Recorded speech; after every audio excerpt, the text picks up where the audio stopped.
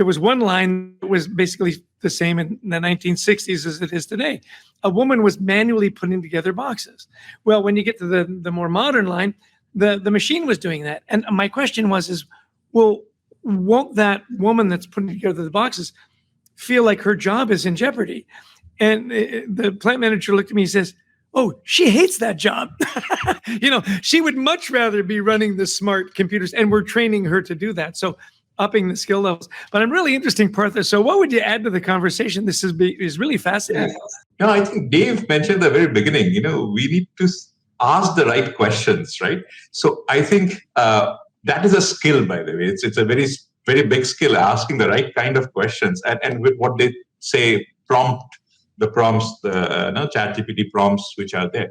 So I think that is something the the HR needs to be AI literate. They need to know what kind of questions to be asked. And to just add on to what Sahana had mentioned, they will move on to more strategic HR. I believe from what my interaction and slight anecdotal evidence is that almost 80% of our time goes on very repetitive, mundane stuff.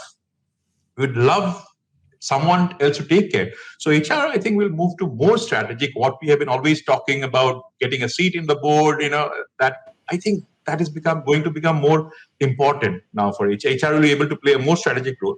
And second, I think because with all the technology, the human touch being missing, I think HR also needs to focus more on the well-being. With these things coming in, anxiety, future, unknown future, what's going to happen?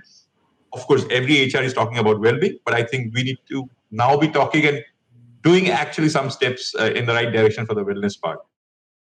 I think that's a great point, if I can just jump in here, because I think HR as a function is at an inflection point right now, because it's almost kind of revisiting what else can we do in terms of the strategic value, but then also think of what HR is, right? Like, we are literally the only function in an organization that touches every point of the talent lifecycle.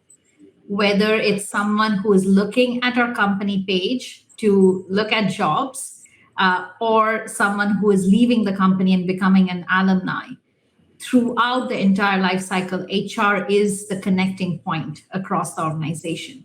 So that, obviously, drawing inspiration from Spider-Man, with great responsibility, with great power comes great responsibility, right? So that's where we really are the connecting point across the entire talent organization, which means that with this advances of how can we kind of take care of, we don't have to worry about the tactical stuff anymore, then what else can we do in terms of that experience? Focusing again back to the human aspect, the experience of everyone who's touching the organization in some shape or form, please.